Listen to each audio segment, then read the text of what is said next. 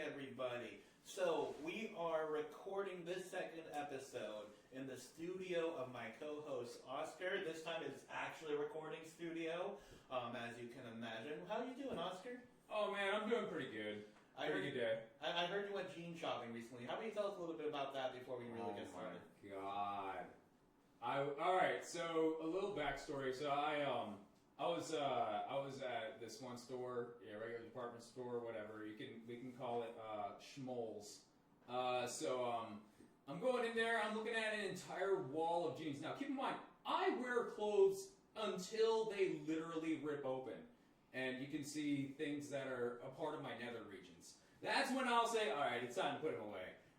Holes in the jeans is kind of, whatever. I don't care. I mean, you're not seeing anything important. It's just my knees. But underwear is where I draw the line. So I'm going in there because new clothes are needed, and I'm looking at an entire wall, staring at it, and there are 50. I'm seeing like. So I'm just baffled, and I called my friend who's like really into fashion or whatever, and I was like, dude, you gotta help me out, bro. He was like, well, what's going on? I said, I see 50 different kinds of jeans. He says, so? I was like, I don't know which one is the one that I need. I need just regular, normal jeans. All right, I don't need slim. I don't need skinny. I don't need relaxed. I don't need fit. Any kind of things. I just want regular fucking jeans. All right, there's a difference between when you I go to McDonald's. I want a different kind of Coca-Cola. Yeah, sure, hit me up with 50 different kinds. I don't really need vanilla. I want regular ass fucking Coca-Cola. I don't need any 50 kinds of things. It's jeans. I felt like Hank Hill. All right, there's like these damn kids in their 50 kinds of hippity hop jeans. I just want regular fucking jeans. You want one kind of jeans. There are two kinds of jeans, male and female. Two kinds of jeans? Yeah. It's also with jeans is gender. Exactly. No, I don't need them they jeans. I don't need them them. I don't need they them jeans. We don't need. I just need jeans. Regular, normal jeans. Day-to-day jeans. You know, there's actually relaxed fit, and then there's regular fit, and then what are we doing here? I don't need 50 kinds of jeans. I need jeans. And that is Oscar's story about jeans. Oh my god, dude. I was so pissed. So, to kind of give everybody an idea of how we're going to do today's episode, first, I want to kind of go over the last episode. As you guys know, we kind of raw dogged that episode, like straight in. Oscar and I, we reviewed the podcast. The first episode was mostly for us to kind of see how well we synergize it and go into it, which we liked what we saw. Overall, we liked what we saw. There were a few times where we went off topic, like when we started talking about toilets, when we were trying to discuss, what's his name? Kennedy. Guilty! But we were trying to do that, and we transitioned back well, but we learned from it. And I liked our tangent on toilets. It was humorous. We enjoyed it. But here's how we're going to go with today's program. Last week, I didn't get with Oscar the opportunity in our hour to go over conspiracy theories. So let me explain what Oscar really is. Oscar is my Alex Jones. He is my Alex Jones. I am his Ben Shapiro. He's Puerto Rican, I'm Jewish. He's Spick Jones, I'm Jupiro. That's right. That's how we roll here. So, we're going to go over his conspiracy theory and what he wants to talk about. And then afterwards, we'll follow up with a little bit of politics and what's going on in the world right now. As you guys know, Matt Gaetz has dropped out of being Attorney General. Maybe we'll get into that a little bit. And we also have the ICC issued arrest warrants for Benjamin Netanyahu over the Israel-Palestine issue. Last week I avoided talking about Israel-Palestine, and we'll get to that later. Being Jewish, I lean very heavily towards Israel. Your heart is close to home in that. My heart is, my home is America. Let's get that straight. When I say that, it's like you're too close. How does the expression go? You're too close to the trees to see the forest. You're too close to the forest to see the trees. In the business world, we would call it a conflict of interest. Sure. Yeah. But we will get into that. So let's start out with Oscar. You want to talk about your conspiracy theories, man? All right. Where to begin? There's so many out there, so many good ones. But today I wanted to talk about the idea of, but first I'll introduce, Deb, do you think we are alone in the universe? Do I think we're alone in the universe? You know what? Last week I called Mark Zuckerberg an alien Jew, so that should tell you all you need to know. All right, there you go. All you need to know. So for all you out there that are in the doubts, lend me your ear. Even if you agree, lend me your ear. I'm about to take you on a journey here. So there has been a lot of disclosure with the White House when it came to the idea of UFOs, but now we call them UAPs, as disclosed by Hillary Clinton. I don't know if you remember that. There was an actual interview that she had, and they asked her, so what about UFOs? Why aren't we hearing about it anymore? She laughs and says, oh, we don't call them UFOs anymore. We call them UAPs. Really? Yes, that was when it was first disclosed, or at least in a public stage. The person who disclosed the idea of alien aircraft to the presidents after, which president was it where they stopped disclosing to the presidents? Man, I'm going to slip up on this here and there. I'm going off road here. I'm aiming from the hip on this. We're still raw dogging. Where you had it was in the Clinton administration. It was up to Dr. Stephen Greer, who would actually introduce what they know out of the public sector for because he doesn't work with the government. He actually got handed down these projects from his father, and he is actually disclosing these to the current presidents, or at least what we know for so far. Like apparently, he worked with the Clintons, and God only knows what other presidents. Probably the Bushes. Yeah, I would assume the Bushes as well.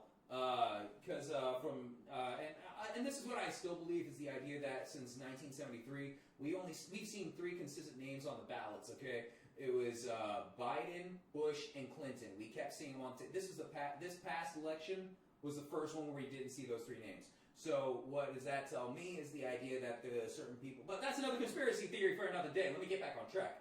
So the idea of this disclosure project that was opened up by Dr. Stephen Greer, exposing the companies Boeing, Lockheed Martin, and the whole Lockheed Skunk Works, and there's a few others that I could get into. But there is one specific thing that I want you all, if you hear me right now, look this up. You will actually find it online if you want to see an actual UAP or there's another name for it that they give. Reverse engineered aircraft or anyway. So we built UFOs based yes. off of... Yes, we built them. There are birds. What we see, like the Tic Tac, there's an old model from I want to say the Tic Tac that was discovered by Michael Fravor. Is this what they should be looking up? This is one of them. This is Michael Fravor, that Tic Tac that you see. Dr. Stephen Greer actually gets into it. You can see an old copyright from I want to say it was either a Boeing model or it was a Lockheed model, but one of those, or maybe a different one. I could be wrong. It's one of our birds. That's one of ours. The Tic Tac is ours. That's one of our creations. So there's that one, the Tic Tac that everyone is so enamored by for I don't know how many months, which is great, but we didn't look any deeper, and that's my issue with what we have going on.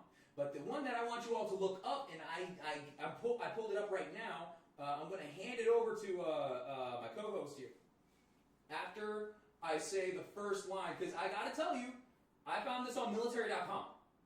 This is the name of this bird. It's called the black manta ray or something like that. Black manta ray. Yes, and it is actually an this is a terrible name.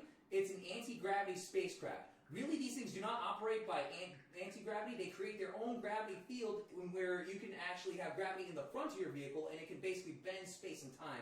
Sort of, give or take, that's a lot of sci-fi jargon that you're like, come on, dude.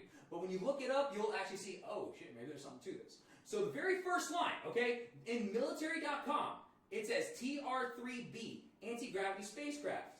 The first line says, it doesn't exist officially. It uses highly pressurized mercury accelerated by nuclear energy to produce a plasma that creates a field of anti-gravity around the ship. Are you kidding me? What is this? Are you going to pick a lane, dude? Pick a lane. How are you going to say if we can't confirm that? How are you? Tell me. Oscar, I need to ask you. How can you tell me that this? How can the military.com tell me that this thing doesn't exist? And then it's like saying, here's a Skittle. It doesn't exist. But here's a list of 30 ingredients that we put into it. It doesn't have sugar, but here's all the sugar. Here's all the fancy words. Here's the exact measurements that you would want to make. You want to put this in first, and then you want to leave it in for 30 minutes. Get the fuck out of here, dude! It's like the Whitest Kids You Know skit where Trevor is teaching people how to make crystal meth. That's how you make crystal meth. I love that bit, dude. But yeah, that was my conspiracy theory of the day. Is we can dive into it. We can make this a multi-parter if you would like. But I encourage you guys to look at home. TR3B. That's Tango Romeo 3 Bravo. All right, and you look that up, and you can find it on military.com. I'm sure they have other footage of these things. I'm sure they're going to slowly, over time, admit that it's really ours. I don't know. I got a question, Oscar. What's up? This device, what does it do? Well, actually, it has many features. You can actually see videos of it. Like, okay, so because the way it manufactures its own like gravitational field, it can actually do crazy things. So you know how we operate off of seeing things like light? Yeah. Right? Light bounces off of something. I can see the something with my eyes because my eyes absorb all that light or whatever. Okay? You can see shit because of light. Well, because this thing can manipulate gravity, what else gets manipulated by gravity? Light. Yeah, so you can actually see, when you look up at this thing, you'll see it double itself. And then look like triple and quadruple. And it looks like there's multiples of this one. So it looks like a fleet. You can actually see the videos on it in military.com as well, or if you want to look up other ones, just look up TR3B videos. Do you think that the idea is to use this thing as like a weapon against other nations, or more, light can manipulate a lot of things. It can manipulate brainwaves. Do you think the purpose of this weapon is to manipulate various cities into following direction? Well, it's actually, this is what Dr. Stephen Greer was getting into, and there's a lot of nuts out there that are either disinformation campaigns. There was one person that was the birds of, Birds of Prey or something like that? I can't remember the name of them.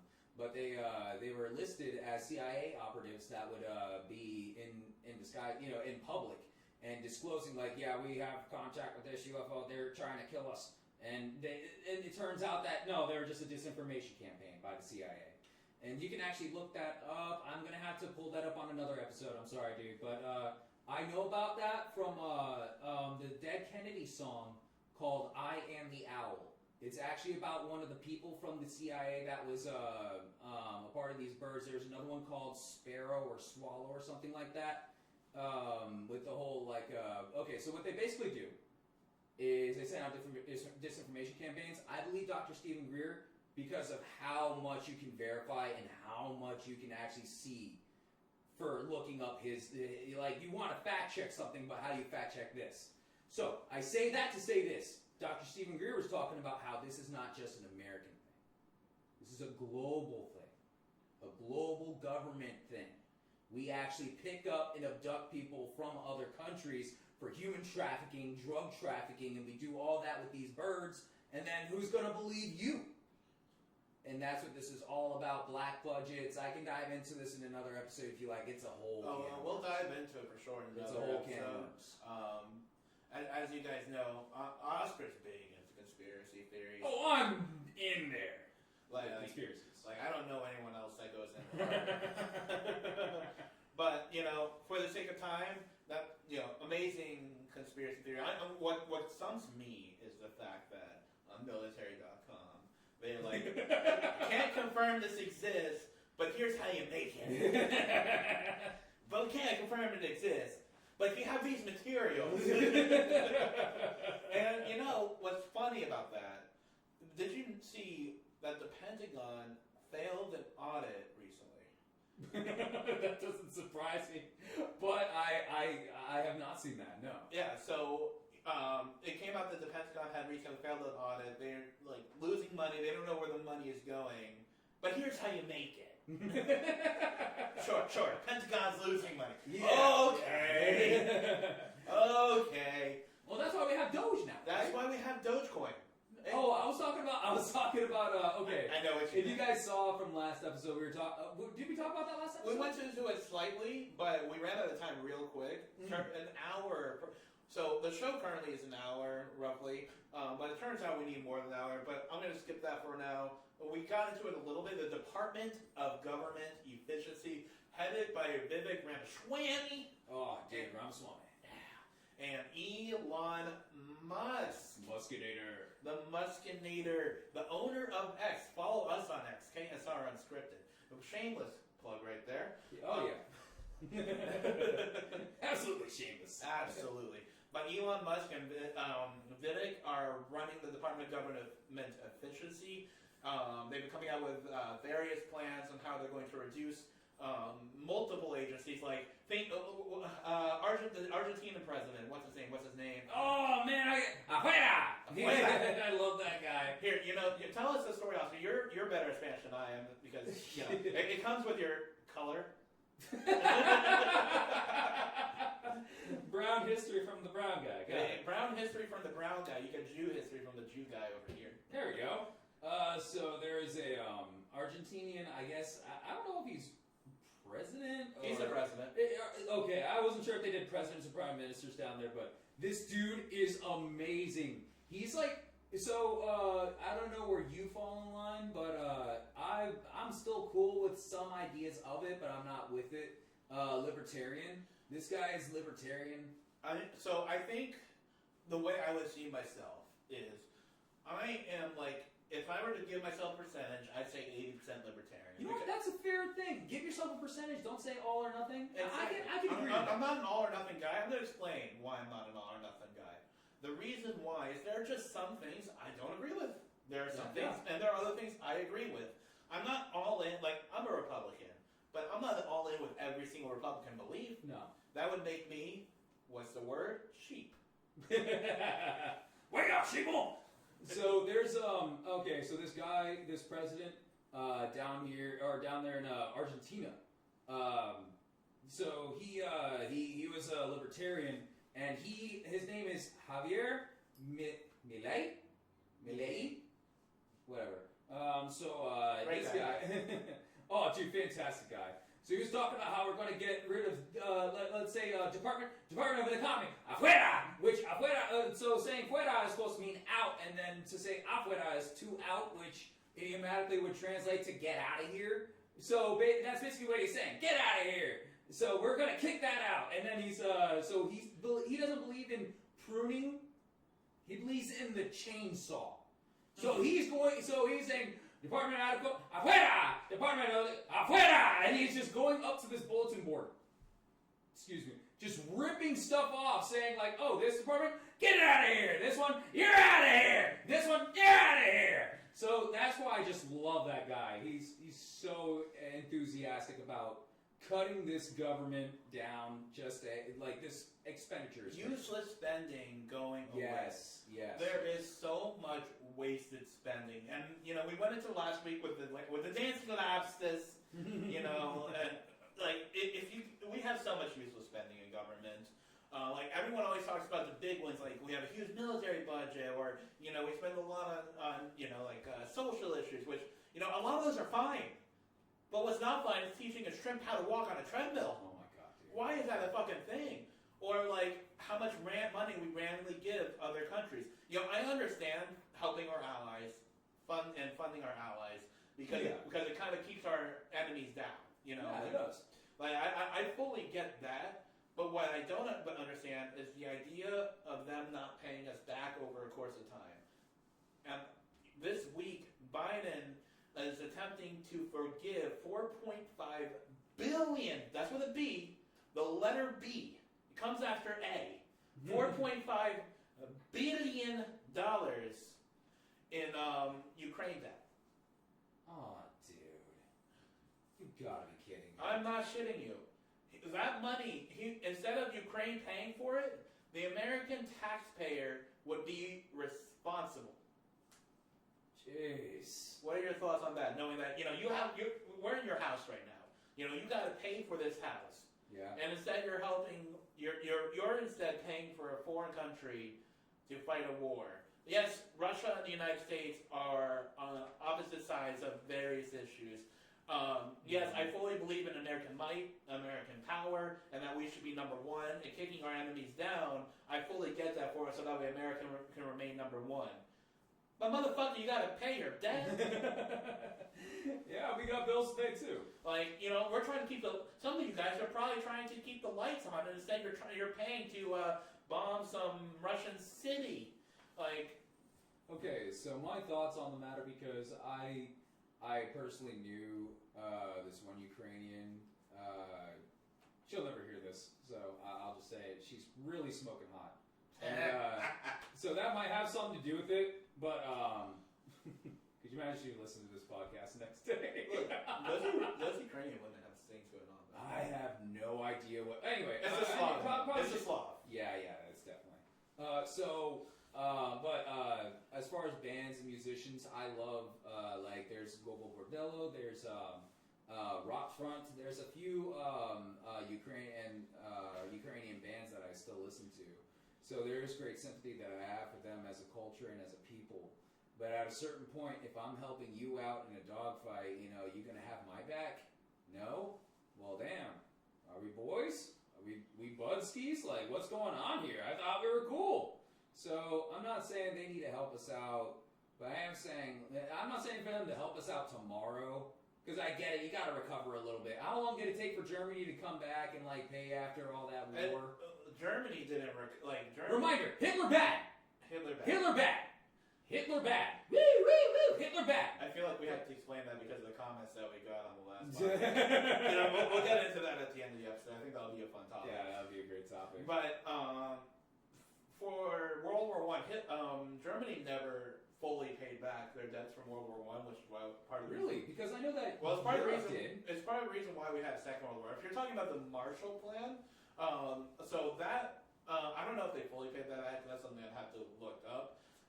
But the idea was to jumpstart the Western economy in Europe. And we didn't give any real funding to the Soviet economies. As you know, they ended up with the Warsaw Pact. Yeah. And it was just a way, in a lot of ways, it was for us to keep the Soviets down. It was very much, spending with a purpose, is what I like to say. It's spending with a purpose.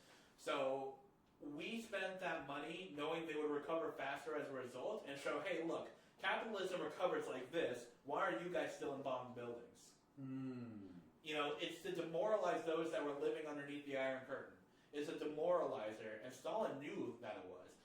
Stalin was, for all his faults and for all that he was, Stalin's not stupid. He was not stupid. Sure. And all the Soviet leaders that followed him and preceded him, I might disagree with them on a personal level, on a political level, on a human rights level, but they ain't dumb. No. You don't build a superpower out of nothing and you're stupid, There has to be something inside that cranium. Exactly. You can be evil and smart. We call them evil geniuses. That's right. We have a name for that. Crazy. Who would have thought? But my point is, Truman had his issues. Eisenhower was an amazing president.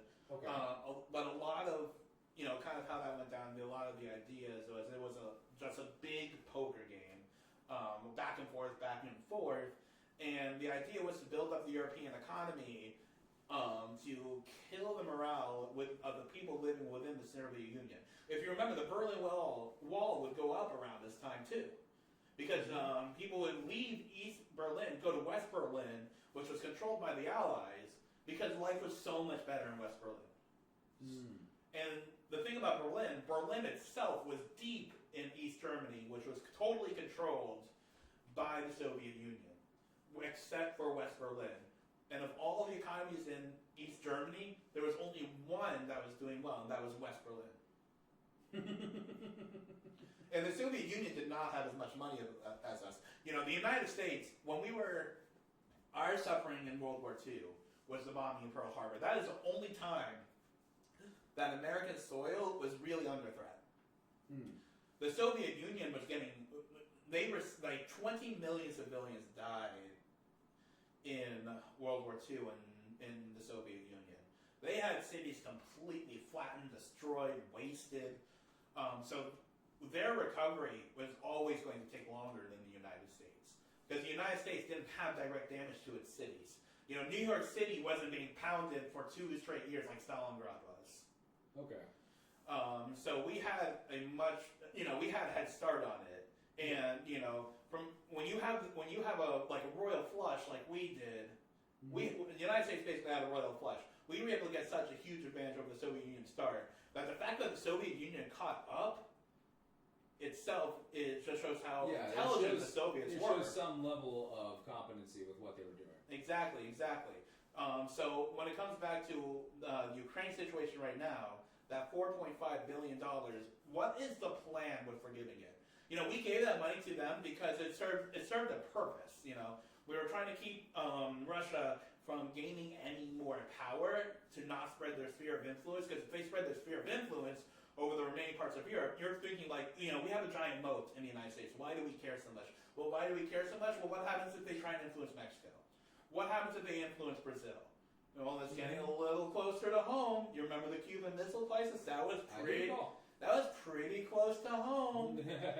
The idea of keeping them within their own sphere of influence, it's totally realpolitik. We keep them down a bit so that way they don't spread their wings and fly over the ocean. Right. But what does forgiving $4.5 billion do for us? I get the spending $4.5 billion and however much more that we spent to help Ukraine. I get it. I understand. But to not expect a payment plan to come back to us and forcing that on the American taxpayer, that I don't agree with. Right. It would be pretty fucked up if I accrued $4 billion in debt and then just made somebody else pay for it. Like if I made my kids pay for it, that'd be a real tragedy. You know what I mean? Like if I did that here in America. Exactly. If I did that here, let's not even say $4 billion. Let's say $4 million, which is actually significantly less, even though it doesn't sound like it. Yeah. If I accrued $4 million debt and then just made my kids pay for it, like, dude, what the fuck? I love you, son. Goodbye. Hey, your father had $4 million in debt, and you're expected to pay for it. I'm not gonna pay this off. It sucks to suck. And it's absolutely insane. Like, the American people should not be responsible with paying that money back. I think the Bidens should pay all that money back. Just them. I bet Bill Gates could pay a little bit of it back. A little bit of it back, yeah. I would. Maybe. I don't know how much his shares are worth or how much, but he has enough estate where he could probably make that money. I don't know. Exactly. But that's kind of how I'm feeling about that situation. And then of course we're helping in another conflict in the Israeli situation. I am personally very biased in this situation. I'm well aware I'm very biased. But I also, this is why I'm on Ukraine's side too. Sure. I fully believe in a country's right to defend themselves when they're attacked. Yeah. Ukraine was attacked. I know a lot of people are back and forth on this issue. I get it. I understand where those people are coming from. But at the end of the day, Ukraine was invaded. They have the right to defend themselves. Right. Israel was invaded by Hamas back in October 7th, 2023. And we experienced one of the worst pogroms since the Shoah, the Holocaust, during World War II. 1,300 dead, many more taken hostage, many of whom are still hostages.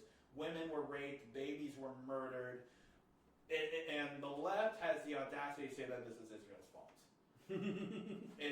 It's nuts. It's insane. So I'm laughing, but that's the ultimate form of gaslighting because they really did gaslight the shit. Huh? Gaslighting Jews is Now I know that's not necessarily a war crime, but if you gaslight a Jew, I would be persuaded to say that should be a war crime.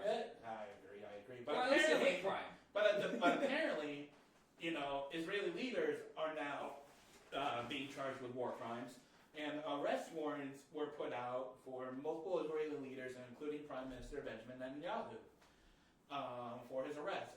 And people have got to understand this isn't Yugoslavia. This isn't the same situation where Milosevic was literally murdering millions of people. Millions. No, Israel is fighting governments. Hezbollah is a terrorist organization. Hamas is a terrorist organization. But Hamas is a legitimate government in Gaza. Mm-hmm. Those are fighters. those are militaries. Like, they are using human shields, but they're still militaries. And it's just absolutely insane to me.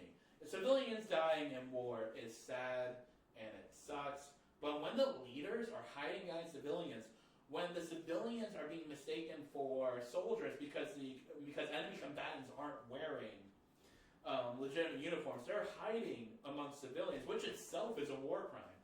The fact that there are no arrest warrants out for the current leaders of Hezbollah, I don't remember their names because most of the leadership died like 2 months ago in bombings, and Hamas leadership is like utterly fractured right now. And now that Israel's like pretty close to winning this war, the ICC says, let's arrest the guys who are attacked.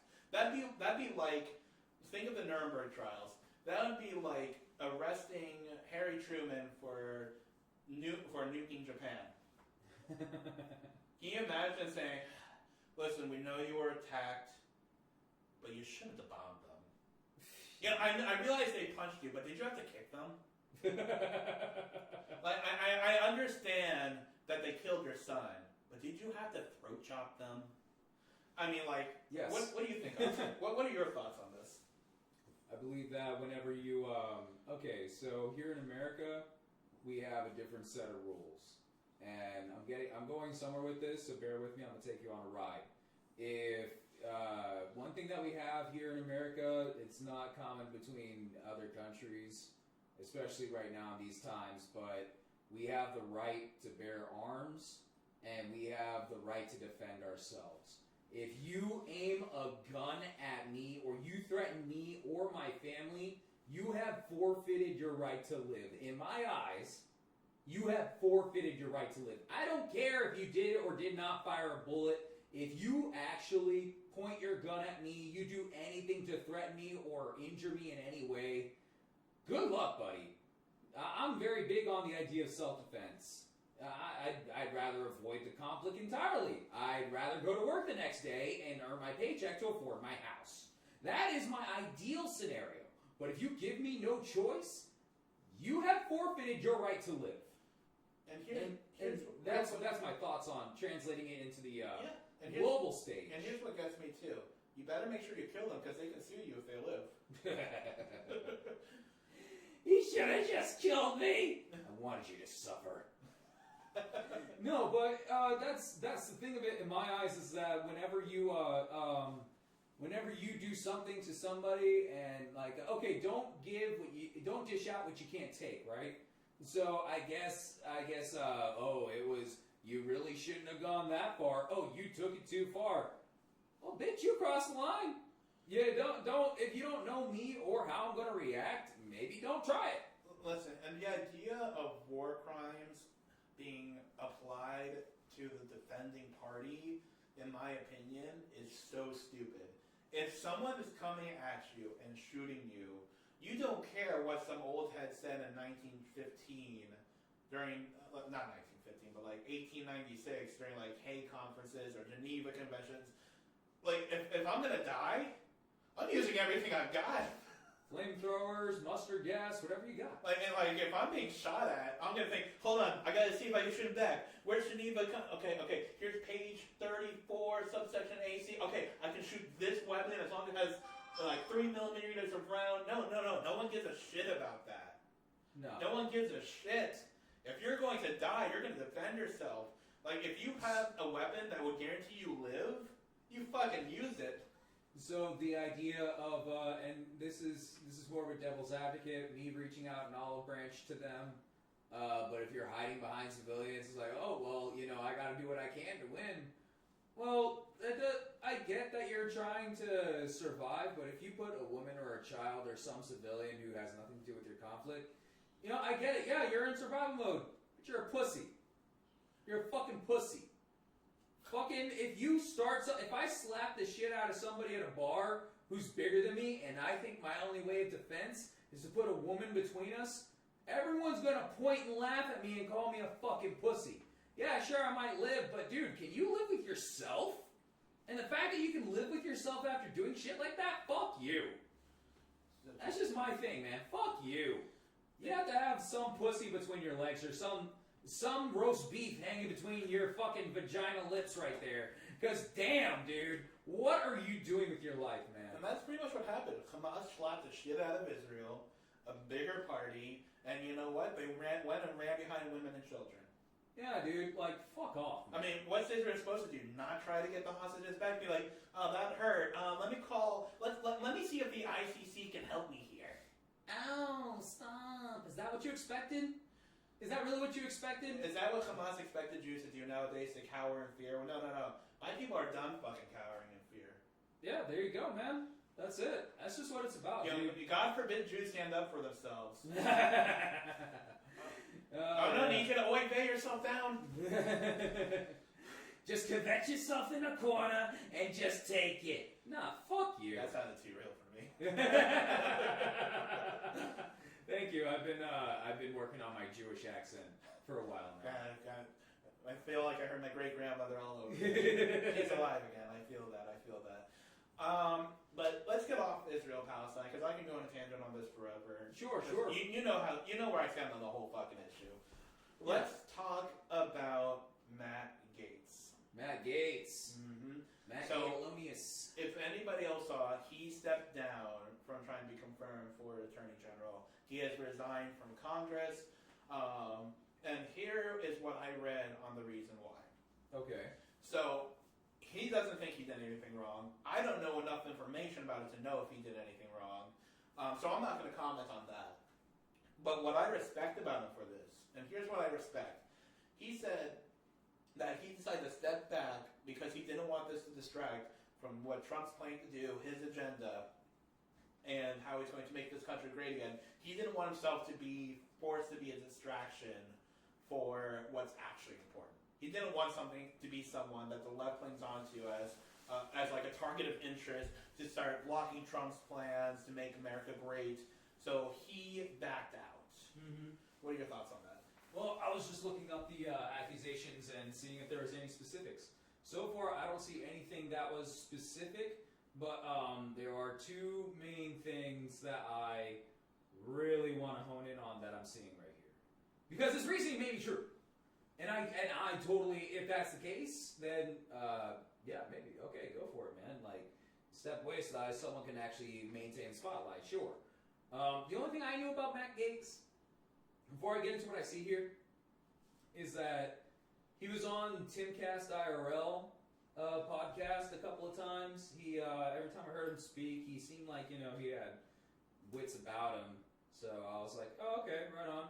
I didn't really have an opinion of him one way or another. I know that he stands to the right, so I'm like, okay, right on. Yeah. Is he a Florida guy? Yeah, he's a Florida guy. Okay, right on. Yeah, you see, there you go. Right, I'm doing it again. Oh, he's Florida. Right on. Yeah, everything that I ever knew about him in the public eye, I'm like, oh, right on. It's generally like neutral positive, I guess I could say. That was my opinion on him. I didn't know anything about it. But the allegations that I'm seeing here from NBC News, Matt Gaetz withdraws his bid for Attorney General amid sexual misconduct allegations. Now, I'm seeing about 3 articles, one from the New York Times. The failing New York Times. The failing New York Times. And Forbes as well, saying that... those ones are all saying like it's because of sexual misconduct. Now my thoughts on that are very specific to the idea of like, oh well, what is sexual misconduct in the workplace if you just and Trump just said he likes to grab women by the pussy, and then he leans over to his coworker that's a female secretary and says, yeah, you want me to pull the truck around you? If you're busting someone's balls, but they are meant for the scenario, or, whatever, they didn't get the joke, or if it was a joke, I don't know. I'm just saying, if that was it, then you can politely fuck off. I just want to say, too, the word allegation is doing some heavy lifting. Yes, because until we know whether it's true or not, I mean... He's never been charged with anything. He's never been, nothing has realistically been made totally public. Mm-hmm. So the word allegation is doing very heavy lifting. So I'm seeing another one here. This one's from PBS, funded by viewers like you, whether you like it or not.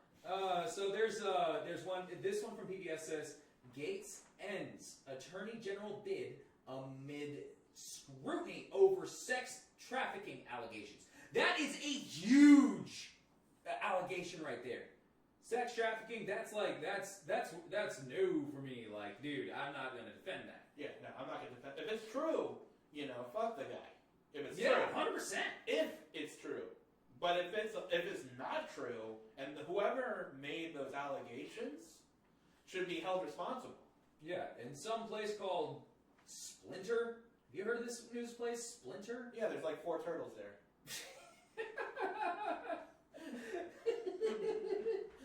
Teenage Mutant Ninja Turtles! Yeah, but Matt, it says on Splinter, they posted an article 2 days ago from, and today is November 23rd. You can probably help you find the article if you're looking at this at a different date. This is November 23rd, 2024, on Splinter. It says Matt Gaetz, credibly accused sex criminal. I would like to just point out they said credibly accused sex criminal withdraws from Attorney General nomination. How do they know it was credibly accused? The word credible is doing a lot of heavy lifting here. I don't know if maybe they have some insider information. They could, but to say credible to the public and then not give us reasons is incredible. I see what you did there. And I'm going to kind of pull back from Matt Gaetz here because that's realistically all I really know about him is that he congressman from Florida, very controversial figure, was going to be had a bid for Attorney General. Decided to pull back in favor of what's her name, the new girl, Pam Bondi, and in order so that way he wouldn't take too much away and become like a center figure for various Trump things. He didn't want the attention being gravitate towards him when there's work to be done. But one of the things that I want to talk about, and it goes back to credible information, is the podcast itself. We're getting pretty close to an hour here. It's been about 45 minutes. I think we've talked about a lot of pretty neat stuff. We talked about some conspiracy theories. We had some fun with some politics. I feel like we stayed on track this time around. So let's close it off talking about the previous podcast comments. So we posted the podcast to YouTube, and we're going to continue to post it to YouTube. Like and subscribe, and hit that bell notification. Shameless plug. And I'll continue doing that. Hit the bell to join that hashtag notification squad. Now I want to shoot myself. But listen, we had 700 comments on the Facebook page. 700 comments with multiple people. Like we really pissed off the left on that. Like really pissed off the left. It was fucking funny. You read some of those comments, Oscar. What do you think? I'm on those comment sections right now. Why do you read? Oh yeah. Don't say any names because Yeah, I'm not about to. I might not like these people, but I'm not going to dox them. So, you can see your names for yourself. Almost all of you follow my Facebook page, the Young Republicans. So, let's go over a few of them, Oscar. What do you say? Oh yeah, for sure. Which one's your favorite? You've read a few of them. Which one's your favorite? Well, I kind of want to see, and it doesn't look like it's but I'm just going to go to the most reacted ones. I feel like those ones would be quite possibly some of the most hidden gems in here, or not so hidden gems. All right, so one that I see here is please lock the felon up, and that's just, of course they're talking about Trump, but he could be talking about Hunter Biden. Could be. or I see some comments like this. These are two comments right next to each other. One said, bunch of sick fucks, Nazi youth wannabes. Tell the Puerto Rican Jew that they're... Yeah. I'm one of those famous, and you're one of those famous... I'm Nazi a famous Jew. Yeah, the Nazi Jew. Very, very controversial, a Nazi Jew. I am a Puerto Rican, I guess I'm a Puerto Rican Nazi now. KKK Rican. Yeah, apparently. I guess I didn't know that existed. I didn't know. We're being educated. Yes. We're being educated. We need to learn. Please post more of your Nazi labeling on us so we can learn. Because we're here to learn. I'm ready to learn about my Nazi Jewish heritage. You know, when my family was burning in an oven, I didn't think we were one of them. Dude, this one's one of my favorite. Somebody commented saying, in this episode of Young Republicans, we learn how to sell out our long-standing values and look the other way about things Trump as said and done, and learn how to convince ourselves that what we're doing is somehow okay. And then you responded, I think the first thing we went into was squirrels and a tangent about toilets. Like these fucking idiots. Oh, my favorite one was one that was called a fake Christian. Motherfucker, I'm not even a real one. Oh man, dude. Yeah, the comment section went wild. And I gotta be honest, dude. Like, Trump, definitely not the moral, upstanding character of our generation, but this is one thing I will say, and I will defend him for. One might call him controversial. Oh, 100%. But one thing I will say about him is that when I got my house, it was because of the Trump administration. My dollar was stronger. Everything was working out much better. And after a few years later, the prices just got worse. I'm just seeing like prices getting better under certain administrations, prices getting worse under other administrations. Maybe I'm voting too much with my dollar, but I strongly encourage you to look at your dollar whenever one certain candidate is maybe under a blue president, your dollar got stronger. Let us know. Let us know your experience. Yeah, and let's be real. The 2016 election was the first real election where you and I were like basically adults. We were adults under Romney and Obama, but like, is 18 to 21 really an adult? Like, they can go to war, which still baffles me. But adult, but not grown up. Right. And like the first election for us when we were grown ups, when we were like in our early 20s, was Trump versus Clinton. So that was the first time we actually got to experience what a government actually does for us throughout an entire administration. And then we got to experience the second time, which, Trump should have won the 2020 election. We went into this last podcast, but I'm kind of glad by the one, and I'm going to explain. Because it gave me something to compare to. A Republican administration and a Democratic administration, which one I do better with. And it was really the last 8 years that taught me exactly which one I should probably lean towards. Yeah. And, like this election cycle, I was all in on DJT. I don't need scamming Kamala. That was one of the comments. Kamala, scamming Kamala. Yeah, Cackle Harris. Cackle Harris. We can't be unburdened by what has been, by what will be. You know what I mean? I just can't. It sounds like a slowed down version of Catch a Road. And I don't know how much of our audience has seen Ghost. Probably not. Probably not a lot. But listen, for those of you who watch the podcast, we appreciate you. And for those of you who watched it and gave us vitriol because you don't like Jews or Puerto Ricans doing the podcast together, fuck you. But keep watching our stuff. Keep giving us the vitriol. I feed off the vitriol. I don't know if you love it, but I feed off that. It's like, ooh, yes, call me a fascist more. It's not, like being called a fascist when I'm Jewish is like the funniest thing. Yeah, it's definitely something that if I ever need a pick me up at work. And I'm really like, I look at those comments.